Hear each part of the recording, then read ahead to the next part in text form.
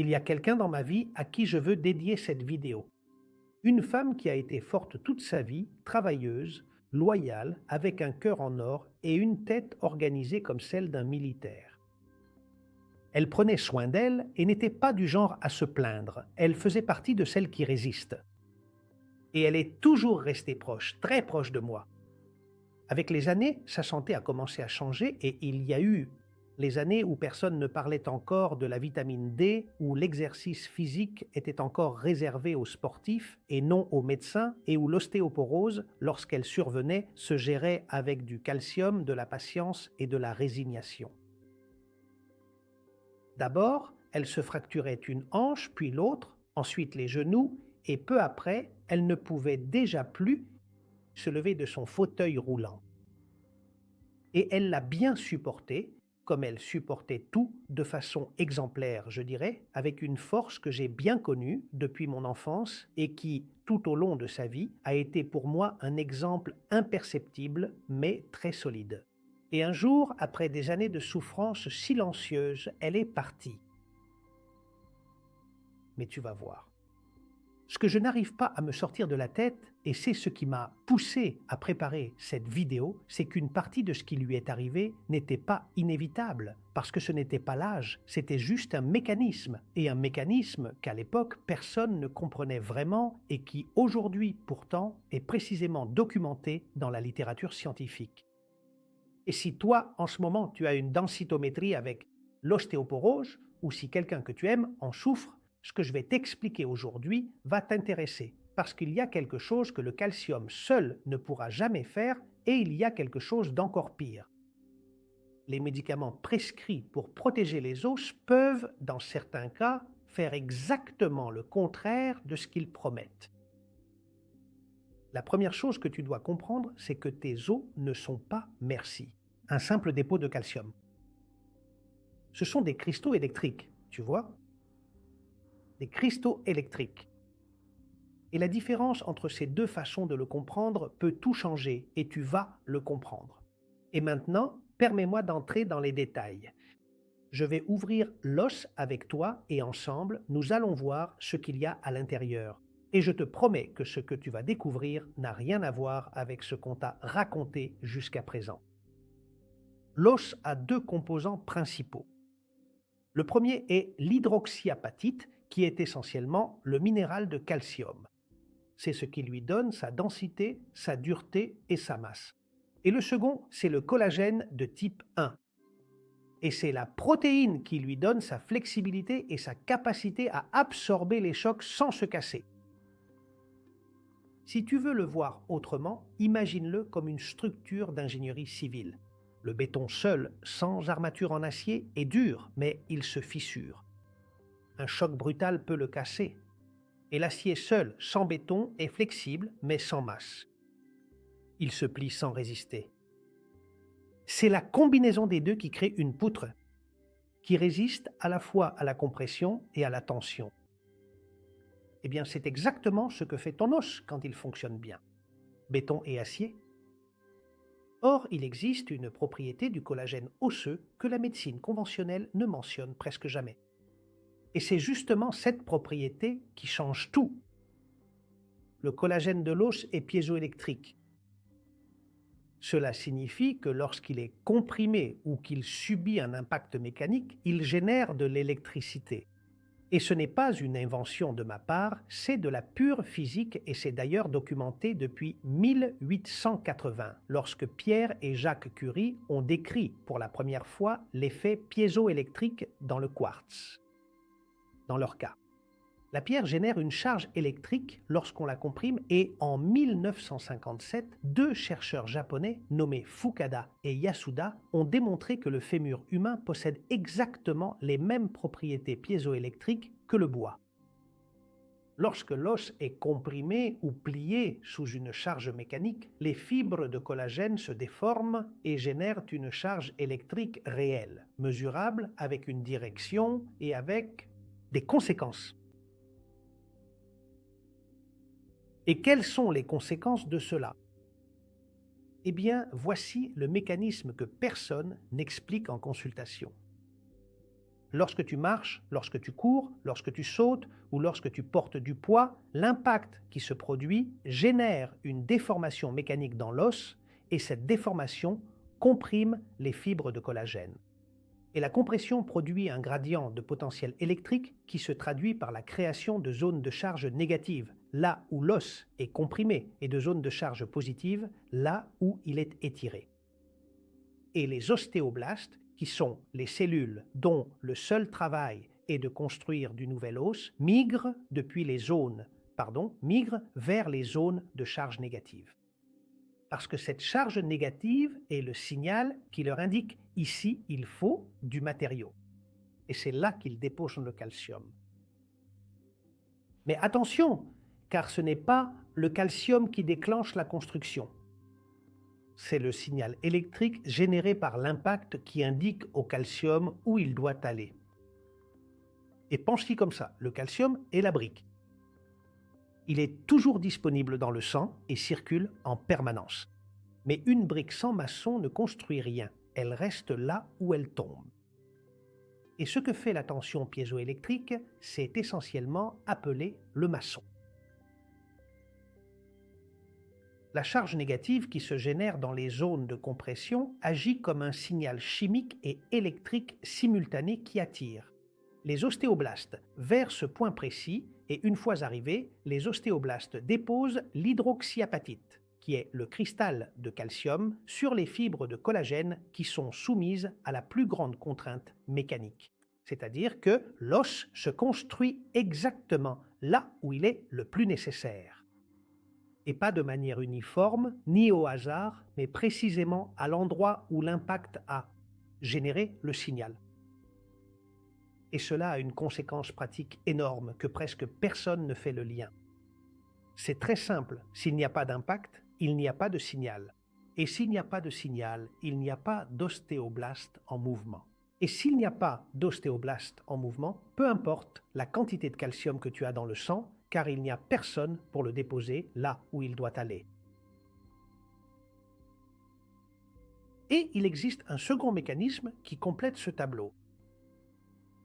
Il s'appelle piézoproum et c'est un canal ionique mécanosensible, c'est-à-dire une sorte de capteur de pression moléculaire situé dans la membrane des ostéocytes. Et les ostéocytes, rappelle-toi, sont ces cellules qui vivent à l'intérieur de l'os et qui agissent comme son système nerveux interne. Eh bien, ce canal piézo-I, merci. Il est étudié depuis des années, mais en septembre 2025, une revue systématique publiée dans Frontier in Endocrinology l'a officiellement établi comme le régulateur central de l'homéostasie osseuse. Et sa conclusion est sans appel. Piézoprime est le pont moléculaire entre la force mécanique et, merci, la santé osseuse. Et ce qu'il fait est facile à comprendre. Lorsque l'ostéocyte détecte une déformation mécanique, piézo 1 s'ouvre et cette ouverture déclenche une entrée de calcium à l'intérieur de la cellule, ce qui active une cascade de signaux.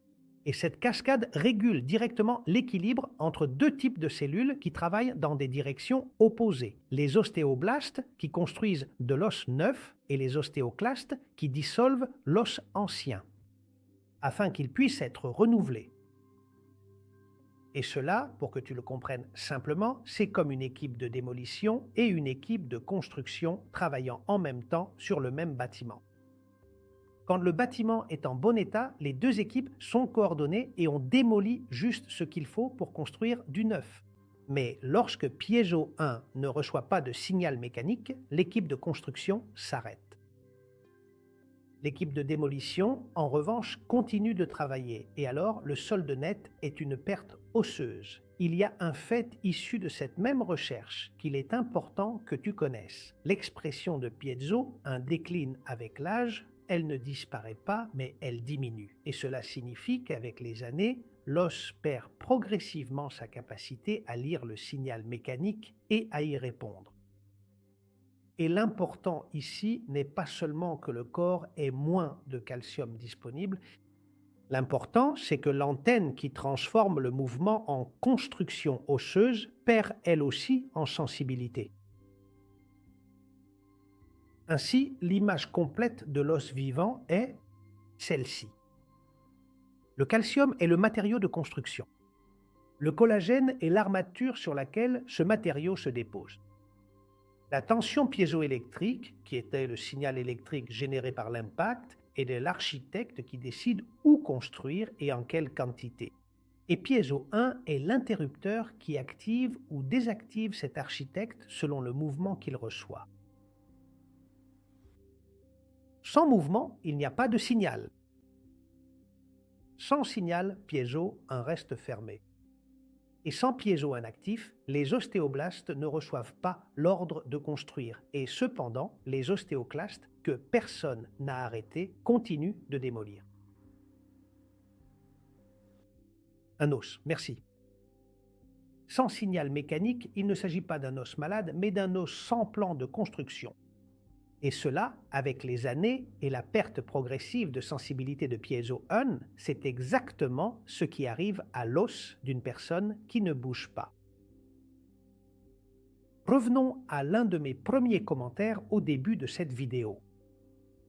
La densitométrie te dit que tu as ostéoporose. Le médecin te prescrit du calcium, de la vitamine D et un médicament et tu les prends pendant 5, 7 ou 10 ans. Et lors de la densitométrie suivante, ta densité osseuse augmente. Le médecin voit les résultats et te dit que tout va bien, puis un beau jour, tu fais une petite chute sans gravité et tu te casses le fémur. Eh bien, maintenant que tu comprends comment fonctionne l'os, tu peux aussi comprendre pourquoi cela arrive et pourquoi la densitométrie ne pouvait pas te le dire. Ces médicaments ont un nom, ce sont les bisphosphonates. L'alendronate, l'ibandronate et le zolédronate sont les plus courants et ils ont aussi une réelle efficacité, c'est-à-dire que les études montrent qu'ils réduisent les fractures ostéoporotiques typiques comme celles de la hanche et des vertèbres chez les patients à haut risque. Et c'est un fait, et comme c'est un fait, il faut le dire. Mais il y a quelque chose que cette preuve ne prend pas en compte, et c'est justement ce qui explique la fracture inattendue du fémur. Les bisphosphonates agissent sur les ostéoclastes. Tu te souviens des ostéoclastes? C'est l'équipe de démolition de l'immeuble. Et leur travail n'est pas de détruire l'os par caprice, mais d'éliminer l'os qui est vieux, endommagé ou fatigué afin que les ostéoblastes puissent construire de nouvelles fibres sur une base propre. Et c'est ce même cycle de renouvellement qui maintient toute structure vivante. En fait, tu verras, l'os lui-même se renouvelle complètement. Ce renouvellement a lieu environ tous les 10 ans. Et quel est le rôle des bisphosphonates? Ces médicaments freinent ce cycle en arrêtant l'équipe de démolition. Et que se passe-t-il lorsque, avec l'âge, tu te retrouves avec moins d'ostéoclastes actifs? Eh bien, l'os ancien n'est pas éliminé, le minéral n'est pas mobilisé. Et la conséquence, c'est que sur la densitométrie, le chiffre augmente. Ton médecin l'interprète comme un succès et, en fait, techniquement, dans les limites de ce que la densitométrie peut mesurer, il a raison, mais il y a un problème que la densitométrie ne détecte pas. L'os, ce n'est pas seulement la densité minérale, c'est quelque chose de plus. C'est toute une œuvre d'architecture constituée par les fibres de collagène qui forment la matrice sur laquelle ce minéral se dépose. Et ces fibres se dégradent avec le temps. Elles accumulent des dommages dus à la fatigue, au stress oxydatif et aussi à la glycation, qui est exactement le même processus dont je t'ai parlé dans la vidéo sur le genou et le sucre. Dans des conditions normales, l'équipe de démolition éliminerait ce collagène détérioré et l'équipe de construction fabriquerait de nouvelles fibres et le cycle se maintiendrait. Mais lorsque les bisphosphonates inhibent les ostéoclastes pendant des années, ce collagène endommagé reste là, il ne se renouvelle pas. Le calcium, ou plutôt l'hydroxyapatite, continue de se déposer sur ces fibres, mais avec un problème. Il se dépose sur des fibres qui n'ont pas été remplacées depuis des années. Autrement dit, tu as plus de minéral, mais sur des fibres de moins bonne qualité. Et maintenant, rappelle-toi l'image de la poutre en béton armé et de l'acier dont je t'ai parlé. Imagine cette même poutre avec la même quantité de béton, mais avec l'armature en acier rouillé à l'intérieur. De l'extérieur, elle semble identique. À la densitométrie, elle paraît même plus dense.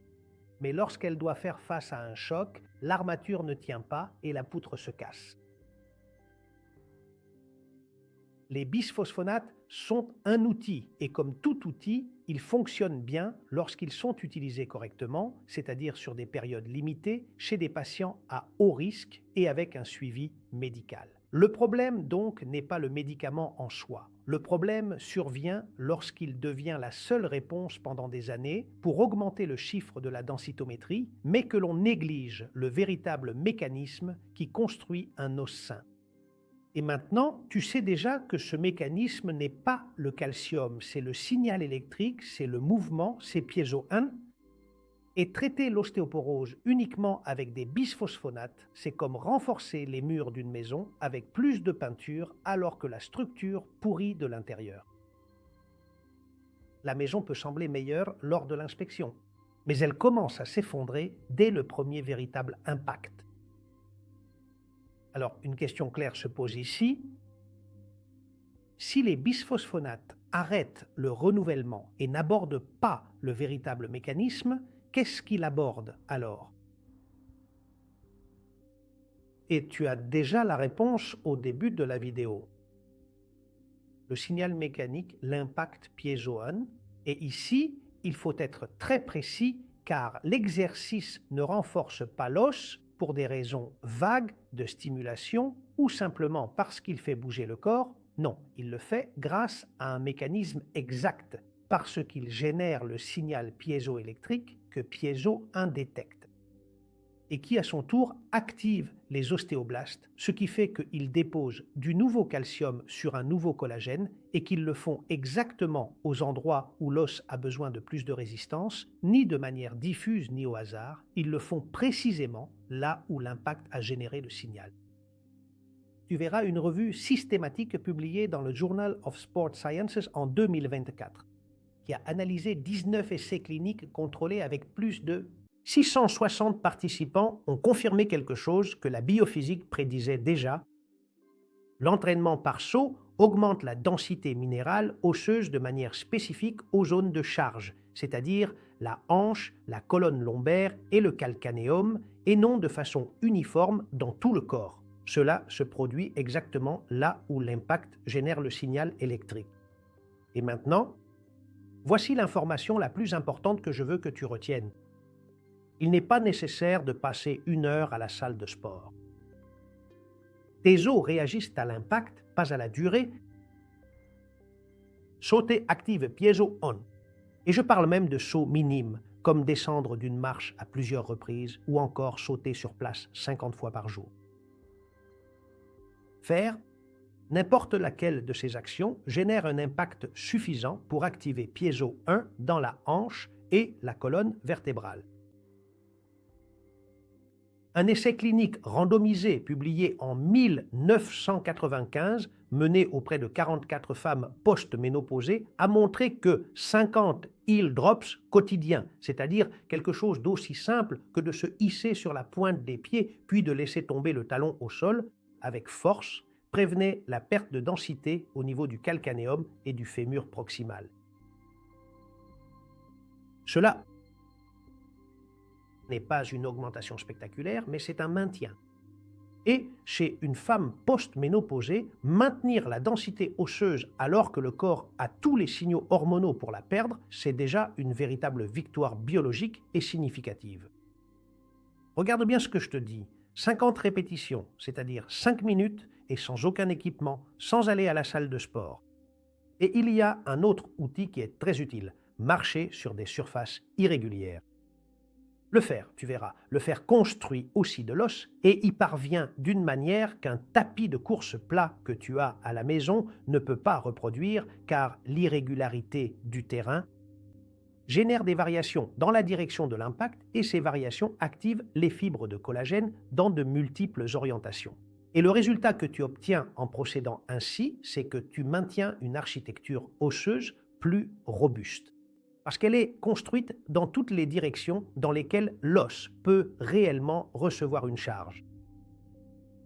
Et une autre chose à prendre en compte, l'entraînement de force avec des poids libres, c'est-à-dire par exemple les squats, les fentes ou les exercices avec charge, génèrent un impact sur la hanche et la colonne vertébrale, d'une manière que les machines guidées n'obtiendront pas, car les machines stabilisent le mouvement. Et en le stabilisant, elles réduisent la variabilité directionnelle qui est précisément celle qui active la réponse piézoélectrique de façon optimale. Et encore une chose, il y a 2 exercices que beaucoup de gens pratiquent, merci, en pensant qu'ils protègent l'os, mais ce n'est pas le cas. Et je parle de la natation et du vélo. Ce sont 2 exercices excellents pour le système cardiovasculaire, pour la musculature et pour les articulations. Par conséquent, je ne dis pas qu'ils sont mauvais. Ce que je dis est quelque chose de très spécifique. Ils ne génèrent pas de signal piézoélectrique dans l'os. L'absence d'impact gravitationnel signifie l'absence de charge mécanique sur le collagène. Et lorsque cela se produit, le collagène ne se déforme pas et la conséquence est que le piézo 1 ne s'active pas et l'os, par conséquent, ne reçoit pas l'ordre de construire. Si tu nages 3 fois par semaine et que tu ne fais rien d'autre, ton système cardiovasculaire sera magnifiquement entretenu, mais ton os ne recevra pas le signal dont il a besoin. Ce n'est pas un défaut de l'exercice, c'est simplement une limitation qu'il faut connaître afin de pouvoir la compenser. Mais avant d'entrer dans l'intervention et dans le protocole que je vais te proposer, je veux faire une pause un instant. Cette chaîne existe parce que je crois que l'information partagée ici mérite d'atteindre tout le monde sans filtre, sans sponsor, sans engagement envers qui que ce soit. Et j'aimerais que cela reste ainsi. Maintenir cette indépendance a un coût réel en temps, en recherche, en heures de lecture d'articles scientifiques, en préparation de scripts, en montage et dans bien d'autres aspects encore. Et si la chaîne t'apporte quelque chose, si tu sens que ce que tu apprends ici peut changer ta façon de comprendre ta santé, il existe un moyen pour que ce travail puisse continuer à se développer, en devenant membre de la chaîne et en soutenant comme mécène avec une petite contribution, si tu le peux, si cela t'est possible. Et qu'est-ce que cela signifie? Eh bien, cela signifie que tu feras partie d'une communauté plus proche, un endroit où la conversation pourra être plus directe, plus profonde et à laquelle je pourrai consacrer plus d'attention lorsque tu auras une question qui mérite une réponse soigneuse. Et ce n'est pas tout, cela signifie aussi autre chose que je suis en train de construire. Petit à petit, une sélection de ressources vérifiées. Ce sont des produits dont je parle sur la chaîne et que je connais, dont je connais la qualité et sur lesquels je peux répondre.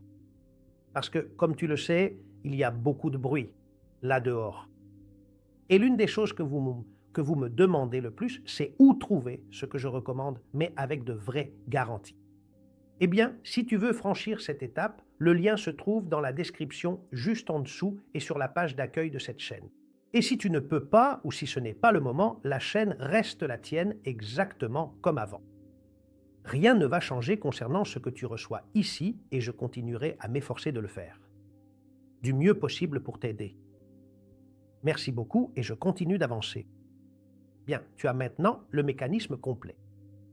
Tu sais comment fonctionne l'os, tu sais ce qui le construit et ce qui le détériore, et tu sais pourquoi une densitométrie élevée n'est pas une garantie d'un os solide. Maintenant vient la partie où tu peux agir et je vais l'organiser pour toi en 3 piliers. Parce qu'un os sain ne dépend pas d'une seule chose, il dépend de 3 éléments qui en plus travaillent ensemble. Comme dans la vidéo précédente sur la vitamine D où je t'ai parlé de la triade, ici aussi il y a un système. Et les systèmes ne se réparent pas en intervenant sur une seule pièce, c'est l'ensemble qui compte. Le premier pilier, c'est le signal, l'exercice à impact. Et ici, il y a une précision qui compte beaucoup et ce n'est pas pour le faire de façon hebdomadaire. C'est important, cela doit être quotidien. L'os répond mieux à des stimulations fréquentes de faible intensité qu'à des séances peu fréquentes mais très intenses. Et Piezo 1 a besoin de stimulation répétée pour maintenir actif le programme de construction osseuse.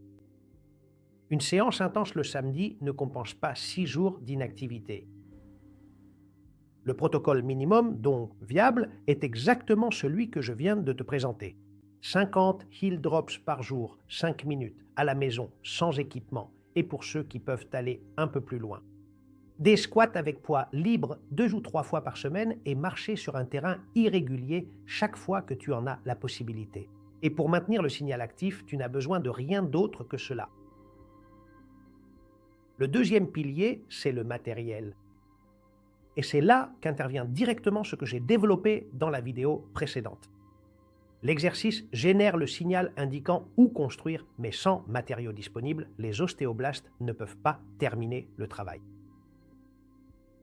Si tu n'as pas vu la vidéo précédente, en résumé, il existe une triade de 3 éléments qui sont la vitamine D3, le magnésium et la K2 qui travaillent ensemble pour que le calcium atteigne l'os, au lieu d'aller dans les artères. Et il faut les 3, sinon aucun ne fonctionne. Et dans cette vidéo, je l'ai analysé en détail. Et c'est exactement le système dont tes ostéoblastes ont besoin pour terminer le travail. Sans la triade, l'exercice optimise le signal, mais les ostéoblastes travaillent avec des matériaux insuffisants. Et sans exercice, la triade fournit les matériaux, mais il n'y a pas d'architecte pour diriger la construction. Par conséquent, vitamine D3, magnésium et K2 ne sont pas des alternatives, ils sont complémentaires. Et le troisième pilier, c'est l'architecture, et c'est celui que presque personne ne mentionne lorsqu'on parle d'ostéoporose.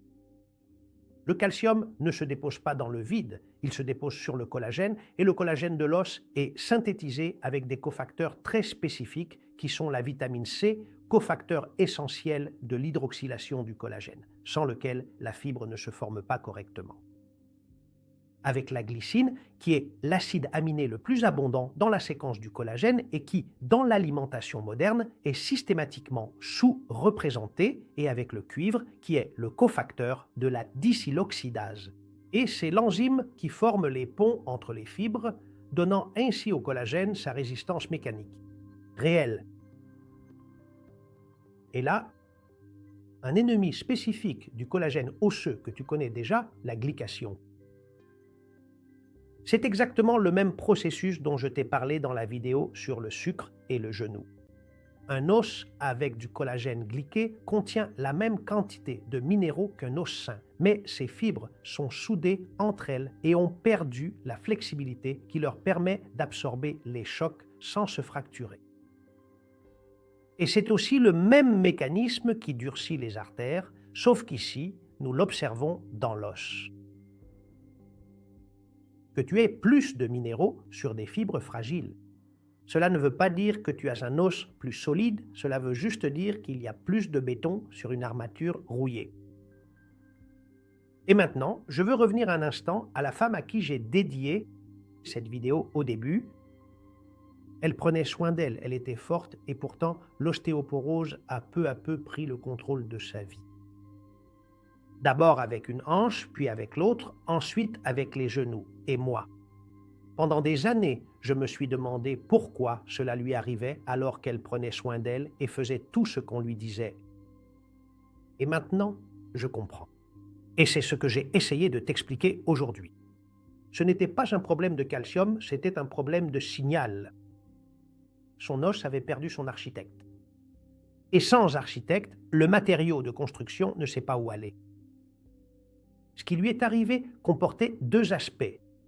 Une partie était inévitable, les années, la ménopause, le déclin naturel de Piezo 1 avec l'âge, et cela, on ne peut pas le changer. Mais il y avait une autre partie qui relevait d'un mécanisme, et les mécanismes, lorsqu'on les connaît, on peut intervenir dessus. Et c'est exactement la raison pour laquelle cette chaîne existe. La chose la plus importante que je veux que tu retiennes aujourd'hui, c'est ceci. Le calcium est nécessaire. La vitamine D, c'est nécessaire. La K2 est nécessaire. Le collagène est nécessaire, mais souviens-toi de ce que tu as appris aujourd'hui. Le calcium, c'est la brique. Et les briques sans maçon ne construisent rien. Elles restent là où elles tombent. Et l'architecte, qui est l'ensemble du signal piézoélectrique généré par l'impact, Piezo 1 et les ostéoblastes en mouvement, est le seul à savoir où placer chaque pièce. Sans lui, tout ce matériel attend un ordre qui n'arrive jamais. Et cet architecte, tu ne peux même pas l'acheter. Tu ne peux pas non plus l'ingérer sous forme de gélule. Il s'active en bougeant. Et enfin, si tu dois retenir quelque chose de cette vidéo, garde la meilleure image. Tes os sont un cristal électrique. Et ce n'est pas une métaphore. C'est ce que Fukada et Yasuda ont démontré en 1957 lorsqu'ils ont mesuré les propriétés piézoélectriques du fémur humain. C'est ce que Piezo confirme en 2025. Ton os lie la force mécanique et y répond par de l'électricité avec le signal piézoélectrique qui active les ostéoblastes et leur indique où construire. Et c'est littéralement un cristal qui génère de l'électricité lorsqu'il est comprimé. Et ce cristal reste vivant en bougeant, pas en se supplémentant, ni en ayant de la patience. Bouge-toi chaque jour, même si ce n'est que 50 heel drops dans le couloir de ta maison. Mais ne t'arrête jamais de le faire. Bouge-toi, fais-le pour toi et aussi pour tes proches. Ceci est mon hommage à une femme que j'ai tant aimée et que j'ai tant vue souffrir. Avec une ostéoporose qui aurait pu être contrôlée si nous avions eu de meilleures informations. Comme je te le dis toujours en avant, toujours en avant. Et je te lis dans les commentaires.